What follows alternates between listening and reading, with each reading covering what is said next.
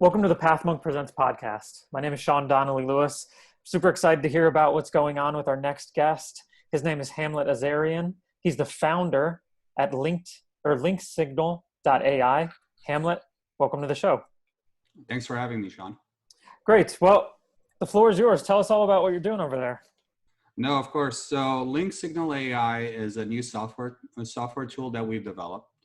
And what it allows you to do, if you kind of think about your overall SEO strategy, right? So there's the three pillars which you have. One is on-site SEO. The second is obviously technical SEO. And the last one is off-site SEO. Where we step in is in the off-site SEO elements of it. So what we allow you to do is to develop and find the right influencers for any given industry and start an outreach process to start building a direct relationship with them. So you can start overall, becoming contributors on their blogs or networking with them and so on and so forth. So you can build your domain authority so your site can overall start ranking. So that's what linksignal.ai helps with. Amazing. Sounds really cool. So what kind of talked about, how have you guys gotten the word out about this? Are most people using your website to hear about it, or are you contacting the influencers yourself?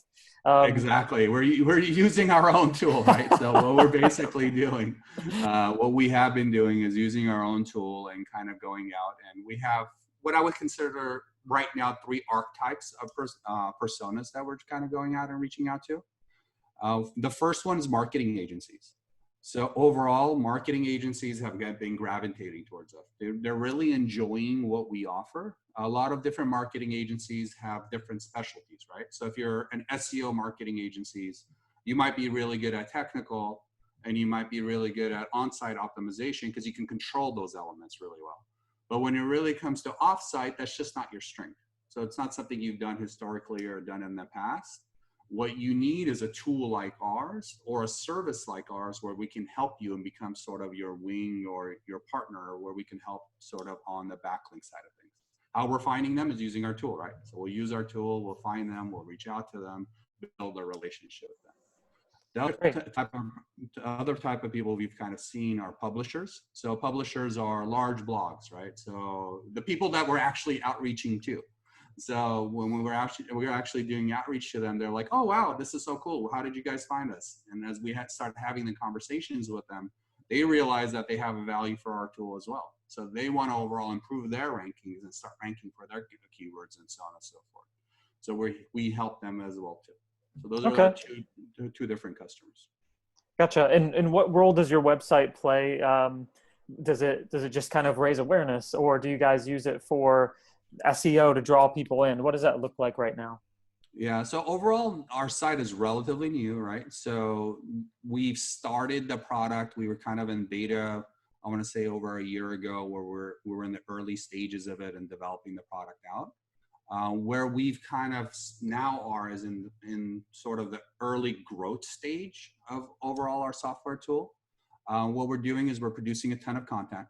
So we're creating overall 6 blogs a week, very long form articles, roughly around 1,500 words around SEO, each particular article. So that's one of our inbound strategies that we have going on. Yep. We're also starting to obviously go and become contributors at other blogs and post on other different blogs. So we're also doing that as well. We're talking at different conferences. So we're going and speaking at different conferences and having engagements there. We're talking at very different meetups, all different, particularly related to SEO. So we're going to different SEO related meetups and having conversation there and talking about the different elements of that. And lastly, we're also on podcasts, just like yours, kind of talking about the tool in itself and what all the different things it does. Amazing. Sounds like it's very person driven, right? Like people interacting with people. It sounds like even the way that you're building business is very people related. It's not just straightly digital. It's digital plus people, right? Yeah. So it's all about relationships for us. We're not what I like to call the sort of like send 1,000 emails and hope you get 20 responses back. That's not our approach. if that, yeah. We are very much, all right, who are the 50 people you're going to email? That's only 50. And why is it only so little? Because you're really going through all of the noise and finding the quality. And how are you going to converse with them so that there's a win-win-win, right? So that you overall want a win in the relationship you're going to be building with them, a win for their business, and lastly, a win for you. And what is that magic combination that has to occur for everyone to be happy? Yeah. You talk about the website being relatively new. Obviously, a website's super important in the sense that it's a hub that everybody sees, right? Everybody goes to it. If they haven't heard from it directly from you or from an influencer, right? What you guys are doing, they go on the website. Talk a little bit about the website. What even a place where you feel like, it's new. So yeah, what would you say is something that you're focusing in on right now to improve the website? So overall, we're developing a ton more content. So we're very, very, very focused on developing, as I mentioned earlier, the hubs of content through the blogs that we're kind of creating. That's one of the major things we're doing. The other thing we're starting to do is we're starting to build lead magnets. So, we're developing different tools, infographic, easy templates, and so on and so forth. So it's very, very easy for our current customers to be able to use our different strategies. We're open sourcing a lot of what we do. So we're using kind of sort of like the development lingo, right? So everything we've kind of developed at our growth agency, the different strategies and tactics, we're opening it up to the world. So we're showing that, hey, how do we do SEO? How is it different than everyone else? Why has it been effective for so long? We've been doing this well over, 11, 12 years now. We're letting the world see. There's no reason to bottle it up, right? We're letting in the genie out of the bottle per se. And we're kind of sharing all that information. And those are kind of the major things we're overly focused on. It's really about education, content, being open with our customers and any visitor that comes to our website. Great. And what you guys are doing, just for the coming back to the product for people at home, what would be the main competitive advantage of what you're doing opposed to someone else? So where we sit in sort of this third pillar of SEO, which is the backlink side of things, right? I don't know if you guys have done backlink on PathMonk. It's kind of the wild east, as I like to call it, right? It's not the west. It's really the wild east.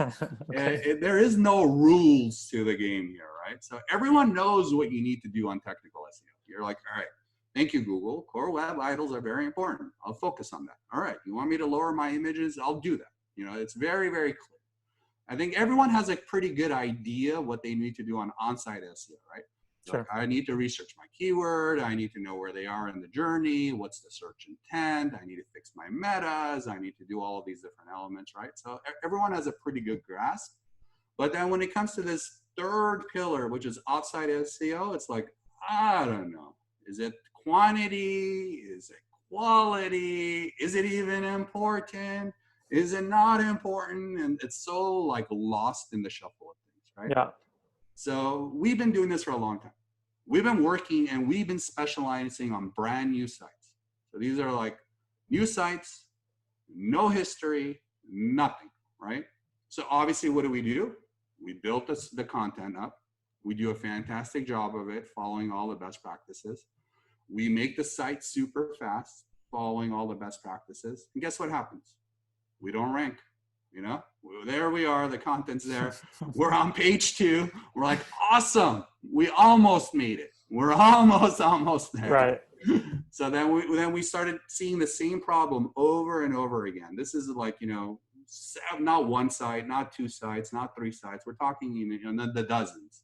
Over and over and over again, the same situation would occur. So we're like, all right, what do we need to do to start getting this right?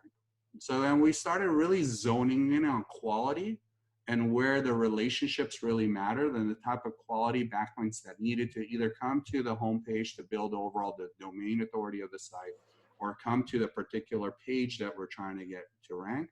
We quickly started learning and understanding it wasn't a quantity game. It really wasn't getting hundreds or 50 or 20 or whatever it might be, right? It was more about a consistency game. So getting consistent backlinks coming to the site, but very quality driven. So from the right people, the people that really matter in that industry. And we started going through this over and over and over again. And we refined what I would consider sort of like a Google Sheet hack version of our software tool in the early days, where we were manually doing this. You know, we were taking almost 3 days to go through this process of finding these right types of sites. So it would take I remember those days. I was doing it at one point. I was like, holy moly, this is day 3. I'm bored out of my mind. Give me some more coffee, basically. But we would find these links, right? And we would do the outreach and it would work. We're like, holy shit, it was worth it. It was worth the 3-day struggle we just went to get this thing to work. So as we went this over and over and over again, and then this pain caused us to think about, all right, can we automate this? Can we figure out how to take that 3-day process and shrink it down? And eventually, as we started building the tool, we've now automated at the point that this 3-day process we can do within 5 minutes. Awesome. So we're able to go through and filter out and find all these quality contacts and be able to do the outreach because of it. Yeah. So not hanging around in theoretical, right? You guys decide that you want to go after someone, you want to go after an influence or something like that. How does the sales and marketing aspect, is there a sales and marketing aspect? What does that whole process look like to track down someone and then act? No, of course. So it's very keyword driven. Yeah. So the way our tool works is you'll go and you'll search, right? You'll search and you'll, just similar to like Google, you'll go and search and say, hey, I want to rank for whatever I want to rank for, whatever that keyword is. It's going to give you the Google search results. So it's literally going to give you at the time of your search what the Google search results are, you know, all the way from 1 to whatever. So we kind of open that all up for you. Then what you do at that point is you can then select the different domains that are currently ranking. So you can select multiple domains. You can select the first position, you can select your second, third, or you can select you, someone else, whatever, however you choose to select it. You can select publishers, you know, you can select whatever you want, right? So you'll select all of those, and then at that point, you can then analyze the backlink profile of everybody, and then you'll get a nice graph that shows you how many backlinks each one of them are getting on a monthly basis. Okay. So you'll get a line graph that will show you that, hey, you know, for this particular keyword, these URLs that you have selected are getting anywhere between 5, 20, 100, whatever it might be. So you have a timeline series kind of showing month over month all these different backlinks coming in. So it gives you a gauge, right? It gives you, all right, I need to at least get to here. This is my benchmark. And then post that, what you get is this sort of table that has everyone's backlinks there for you. And it has now pulled in data. So you have now data from Ahrefs. You have data now from SCMrush. You have now data from Moz. So some of the metrics you have are the things that we all look at, right, in the SEO trade. We look at the domain rating. We look at the domain authority. We look at the page authority, you know, the URL rating, and so on and so forth. In addition, we look at the spam score. So as you have all of these metrics with you, you can quickly start filtering through all of these thousands of backlinks, right? And really start narrowing it down to the ones that particularly matter. And then from that point on, you can go and start selecting the ones you actually care about. You know, you're like, okay, this is a good domain, this is a good site, and so on and so forth. Then you press another button, and what that does is it now gives you all the contact information. So not only you have the first name, the last name, the email, you have the social profiles from LinkedIn and Twitter and so on and so forth of the different webmasters, the authors of that domain. So you get all of the different information. So now you can start beginning the actual outreach process. So we've basically taken this 3-day link prospecting process that we used to do, and we've narrowed it down literally to about 5 minutes. Wow, amazing.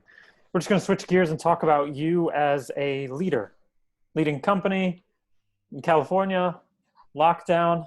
How do you educate yourself? How do you stay sharp? What kind of content do you consume personally? A great question. So, I mean, personally, I read a lot. So I've been trying to, at least for the past year or so, it's been one of those struggles to try to get to like a book a week. It's been like my overarching goal is, can I get to a book a week? Very cool. And candidly, I'm not at a book a week. So it's like one of those. Not even a little book. Not even a children's book. But it's one of my overarching things is like, hey, one day, 1 year, my one year goal is 1 year I'll be able to do it. But that's one of the things I personally enjoy is to block Yeah. out about an hour a day or so that I can read and kind of learn about different marketing strategies or different frameworks and so on and so forth. So that's Amazing. one thing I like.